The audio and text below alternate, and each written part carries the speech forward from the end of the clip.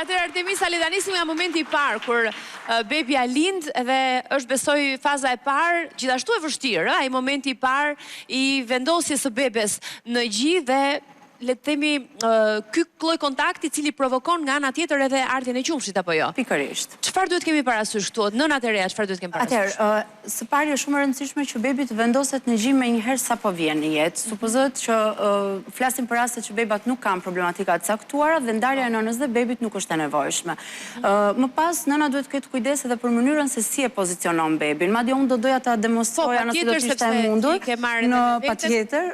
Na kemi marrë edhe ato. Dhe unë do të sugjeroja për bebat e poshtë lindur, ne ndoshta ne jemi mësuar gjithmonë ta shohim nënën ta pozicionoj bebi në pozicionin klasik, por unë do të sugjeroja një tjetër pozicion I cili quhet cross cradle hold dhe bëhet, pra realizohet në këtë formë. Pra nëse do të ushqejmë në gjirin e majtë, bebi kapet me dorën e djathtë dhe anasjelltas. Kjo I jep një suport më të mirë të trupit të bebit dhe rrjedhimisht e ndihmon të boshatis gjirin më mirë. Nga ana tjetër, nëna në momentin që afron trupin e bebit në këtë formë, pra duke mos krijuar dhe hapësira midis trupit të bebit dhe trupit të saj, duhet t'i jap një formë të caktuar gjirit në mënyrë që bebi të ketë mundësi të bëjë një kapje sa më të thellë. Në këtë rast, duhet bëj një kapje të tillë, quhet kapja C, me një shtypje të lehtë për t'i bërë edhe një sheshim le të themi areolës, një ngritje sipër, në mënyrë të tillë që pjesa e poshtme, pra baza e gjirit të mbështetet tek mjekra e bebit dhe thithi të prek dhe të stimuloj buzën. Në momentin që stimulohet mjekra dhe buza,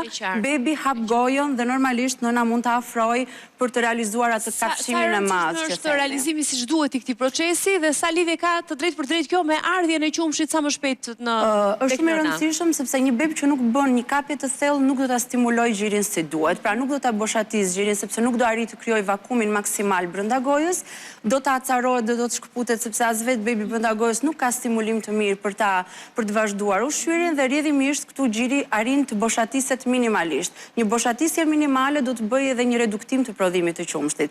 Nga ana tjetër, pikërisht kapja e cekët e gjirit bën të mundur që nëna të pësojë ato traumat e thithave që ne I kemi parë si çarje, skuqje, gjakosje ose hapje të plagëve të thithave. Që në fillim mund të shfaqen ato? Pikërisht, që sidomos dhe ato 2 javët e para kur gjiri është dhe pak më I ndjeshëm, normalisht një kapje ceku do të shkojë dhe do të krijojë edhe çarje që në ditët e para pas lindjes. Kështu që le të themi është ajo ku kapja e thellë ose e cekës është ajo ku fillon ose zgjidhet problemi I ushqyerjes. Cilat janë problematikat më të shpeshta gjatë procesit të laktacionit? Dhe pse për disa nëna është më e vështirë se për të tjerat ky proces? Atëherë, unë do të përmendja disa. Së pari njërë është refuzimi I ushqyerjes nga bebi. Kjo vlen në rastet sidomos kur bebi nuk është vendosur me njëherë në gjisa apo ka lindur, por është futur biberonin në shumë raste dhe I panevojshëm dhe bebi është mësuar të ushqehet në biberon duke shkuar duke çuar në një refuzim të gjirit. Një tjetër problematik që unë shikoj është dhe sasia e ulët e qumshtit, që në fakt ka lidhje me atë që sapo ceka, sepse nëse bebi nuk vendoset me njëherë në gjisë, sidomos orët e para të jetës, do të bëjë një stimulim minimal të gjirit dhe normalisht edhe sasia që do të prodhohet është e ulët, sepse nuk do t'i përgjigjet kërkesës të bebit. Pra pak kërkesë, pak prodhim. Një tjetër problem është edhe bllokimi I gjirit. Pra I shikojmë shpesh ato bllokimet, kanale të bllokuar ose dhe raste kur mund të shkojë në mastit apo absces, pra kalon në një infeksion edhe më serioz. Kështu që le të themi sa të shpeshta janë këto tek gra. Unë I shikoj shpesh dhe prandaj jo pa qëllim për ceka dhe këto vetëm këto 3 probleme sepse janë të shumta, por këto që ceka janë ato më të shpeshta që ne shikojmë gjatë ushqyerjes. Pra nga vendosja e kontaktit të menjëhershëm varet edhe sasia e qumshit që stimulohet tek nëna. Pikërisht.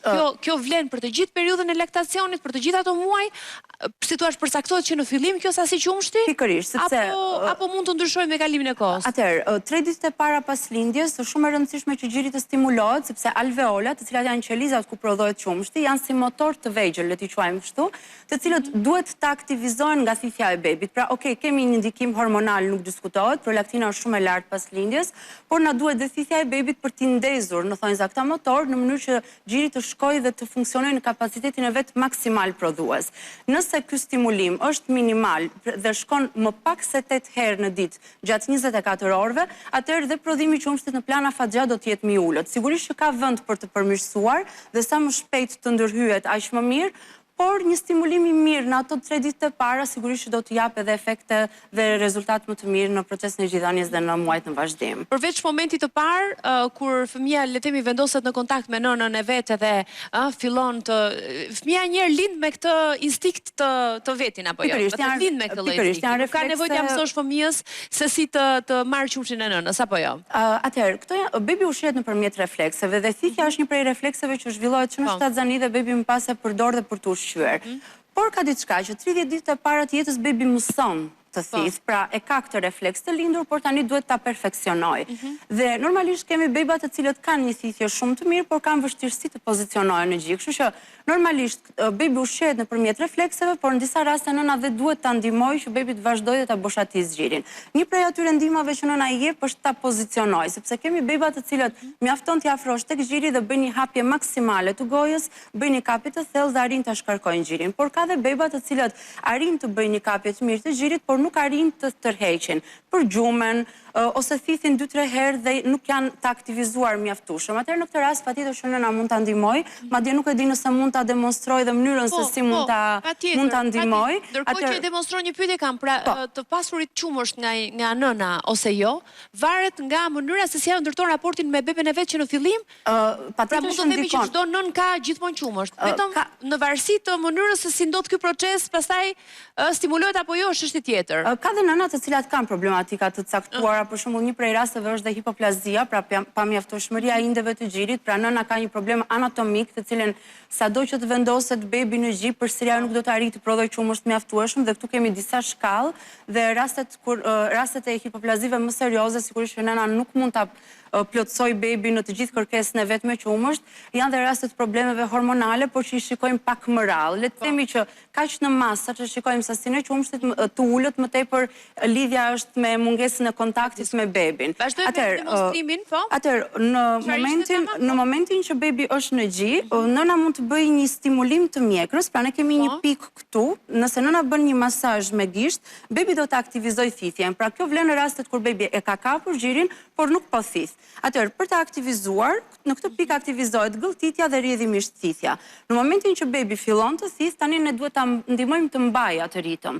Atëherë çfarë do bëjmë? Një teknikë tjetër është kompresat e gjirit në formë masazhi. Praktikisht nëna vendos dorën në këtë pozicion, bën një shtypje të gjirit, sepse në këtë moment ushtrohet një presion tek alveolat dhe rrjedh qumësht. Atëherë, në momentin që nëna e shtyp, i bën një shtyrje të lehtë në drejtim të areolës dhe kjo ndihmon bebin që gjatë thithjes të marrë një volum më të lartë qumshti. Pra, aktivizojmë thithjen duke masazhuar mjekrën dhe më pas të ndihmojmë nëpërmjet masazheve që të vazhdojë të tërheqin volum më të lartë qumshti.